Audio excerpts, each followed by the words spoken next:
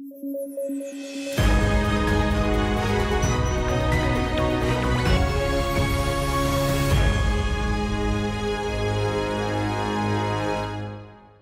दोस्तों, मैं शिल्पी news eight 9 में आप सबका स्वागत करती हूं। इससे पहले की खबरों की शुरुआत करें, आइए हेडलाइंस पर नजर डालते हैं। प्रधानमंत्री नरेंद्र मोदी यूएसए की यात्रा पर NATO+5 के लिए भारत को प्रस्ताव, कई सहूलियतें देता है ये दर्जा।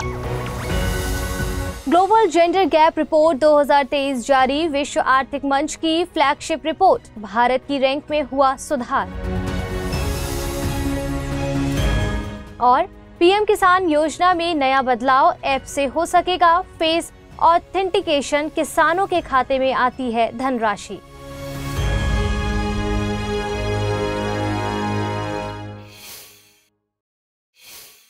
आइए खबरों की शुरुआत करते हैं। भारतीय प्रधानमंत्री नरेंद्र मोदी इन दिनों यूएसए की यात्रा पर हैं। इस मौके पर यूएसए सीनेट के इंडिया ग्रुप ने एक लेजिस्लेशन लाने की बात कही है। इसमें वे भारत को NATO+5 का दर्जा देने की बात कर रहे हैं। हालांकि भारतीय विदेश मंत्री एस जयशंकर ने पहले भी इस प्रस्ताव को अस्वीकार कर दिया है। वर्तमान में NATO+5 यूएसए, इसके NATO सहयोगियों और 5 देशों के बीच काम करता है। इन 5 देशों में Australia, New Zealand, south Korea, Israel और जापान शामिल है। इस दर्जे को हासिल करने वाले देश इंटेलिजेंस सूचनाएं आसानी से हासिल कर पाते हैं, साथ ही कम वक्त में इनकी पहुंच लेटेस्ट सैन्य तकनीक तक हो पाती है। इसके अलावा रक्षा मामलों में यूएसए के साथ संबंध मजबूत होते हैं। विशेषज्ञों के मुताबिक NATO+ का दर्जा केवल भारत को ही सहूलियत नहीं देगा, बल्कि भारत को भी तमाम तरीकों से यूएसए को मदद देनी होगी। यूएसए इंडो पैसिफिक में भारत को मजबूती देकर चीन को काउंटर करना चाहता है, इसीलिए यूएसए की तरफ से ये प्रस्ताव पेश किया जा रहा है। लेकिन ये दर्जा भारत रूस के रक्षा संबंधों को बहुत नुकसान पहुंचाएगा।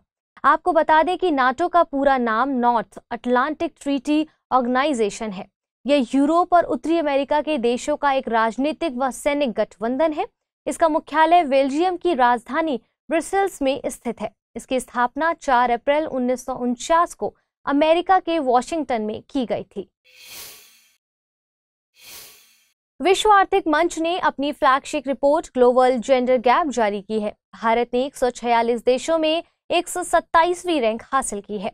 भारत की रैंक में पिछले साल के मुकाबले सुधार हुआ है। साल 2022 में भारत 135वें स्थान पर था। भारत ने अपनी रैंकिंग में 8 स्थानों का सुधार किया है और भारत ने जेंडर गैप को 64.3% तक कम कर लिया है। रिपोर्ट के मुताबिक जेंडर इक्वालिटी यानी लैंगिक समता के मामले में आइसलैंड पहले स्थान पर है। आइसलैंड ने लैंगिक अंतराल यानी जेंडर गैप को 90% तक कम कर लिया है। जेंडर इंडेक्स में सामाजिक, आर्थिक, राजनीतिक और सांस्कृतिक स्तर पर महिलाओं एवं पुरुषों के बीच के अंतराल को देखा जाता है। ग्लोबल जेंडर गैप इंडेक्स 4 सब index health and survival, economic participation and opportunity, educational attainment और पॉलिटिकल एम्पावरमेंट पर आधारित है। भारत ने मजदूरी और आय के मामले में जहां समता हासिल की है, हालांकि सीनियर और तकनीक रोल्स तक महिलाओं की पहुंच कम हुई है। राजनीतिक सशक्तिकरण के मामले में भारत ने 25.3% की समता हासिल की है।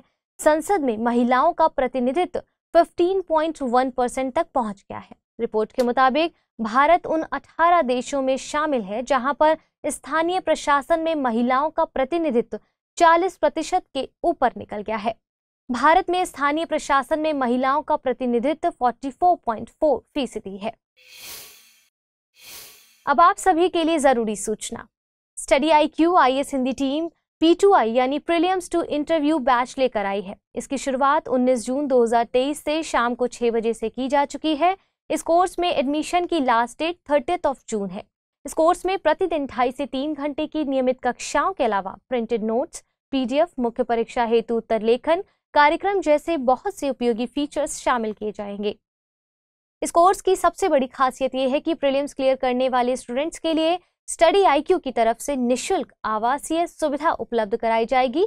इस दौरान आपके मेंस की पूरी तैयारी भी कराई जाएगी। साथ ही इंटरव्यू में आपकी कम्युनिकेशन स्किल्स के विकास के साथ डेफ का 1-to-1 एनालिसिस किया जाएगा। इस कोर्स में डिस्काउंट हासिल करने के लिए आपको अमृत लाइव कोड का इस्तेमाल करना होगा। इससे ये कोर्स आपको केवल 29,999 रुपए में हासिल हो सकेगा। कोर्स के संबंध में और अधिक जानकारी के लिए डिस्क्रिप्शन बॉक्स में दिए गए लिंक को क्लिक कर प्राप्त कर सकते हैं। आइए वापस खबरों की ओर चलते हैं। पहली बार किसी केंद्रीय कल्याणकारी योजना में फेस ऑथेंटिकेशन की सुविधा लॉन्च की गई है। पीएम किसान योजना ऐसी पहली योजना बनी है। पीएम किसान ऐप के जरिए किसान मोबाइल से फेस ऑथेंटिकेशन कर सकेंगे। अब केवाईसी के लिए ओटीपी और फिंगरप्रिंट्स की जरूरत नहीं होगी। 21 मई 2023 से ऐप के जरिए फेस ऑथेंटिकेशन शुरू किया जा चुका है। तकरीबन 3 लाख किसान इसका लाभ भी उठा चुके हैं। अभी तक किसानों के ई-केवाईसी के लिए केंद्र पर जाकर बायोमेट्रिक्स के जरिए ई-केवाईसी कराना होता था। इसके अलावा आधार लिंक्ड मोबाइल पर ओटीपी के जरिए भी ई-केवाईसी किया जा सकता है। हालांकि इससे बुजुर्ग किसान और ऐसे किसान जिनका नंबर आधार से लिंक्ड नहीं है, उन्हें समस्या होती थी। इसके अलावा सरकार पीएम किसान योजना को भाषणी प्लेटफॉर्म से जोड़ने की योजना बना रही है, जिससे किसानों को उनकी स्थानीय भाषा में सूचना दी जा सकेगी। भाषणी सरकार का नेशनल पब्लिक डिजिटल प्लेटफॉर्म है। इसके जरिए नागरिकों को उत्पाद और सेवाएं उनकी भाषा में पहुंचाई जाती हैं। आपको बता दें कि प्रधानमंत्री किसान सम्मान निधि यानी पीएम किसान योजना को प्रधानमंत्री द्वारा 24 फरवरी 2019 को लॉन्च किया गया था। ये योजना 1 दिसंबर 2018 को लागू हुई थी। मतलब ये है कि ये योजना बैकडेट में लागू हुई थी।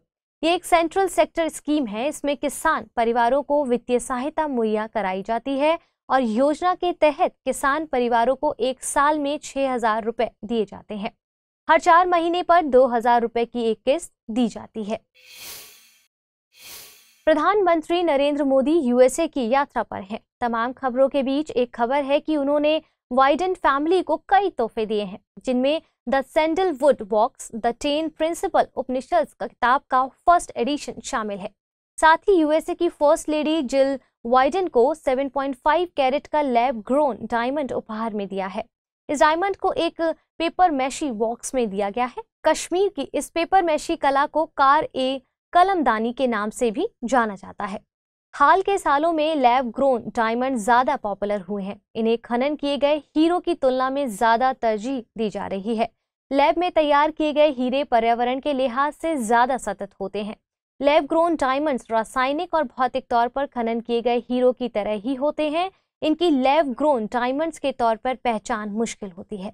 इन डायमंड को लैब में तैयार करने के लिए कुछ विशेष तकनीक का प्रयोग किया जाता है। साथ ही प्राकृतिक तौर पर जिस भूवैज्ञानिक तरीके से हीरे तैयार होते हैं, उस प्रक्रिया को लैब में कॉपी किया जाता है।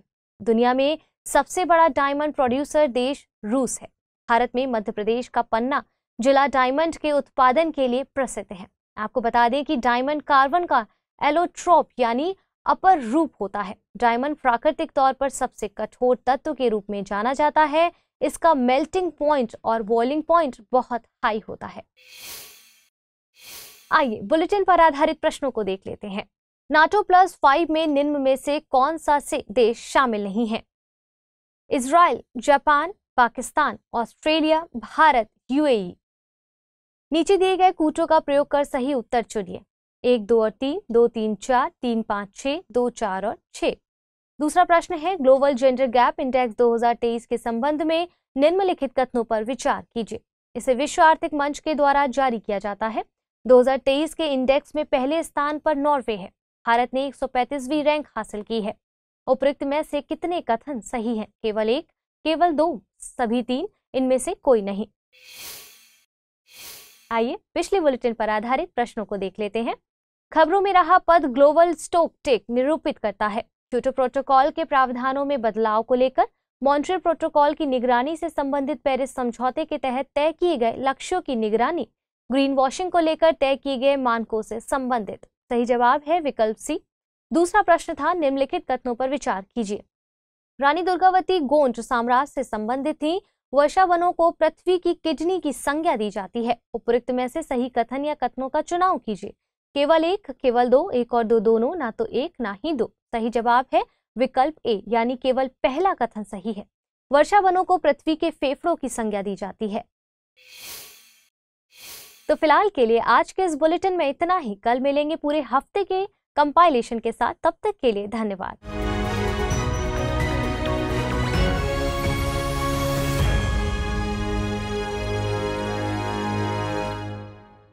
हिंदी में यूपीएससी की तैयारी से संबंधित प्रोग्राम्स को देखने के लिए सब्सक्राइब करें स्टडी IQ IAS हिंदी।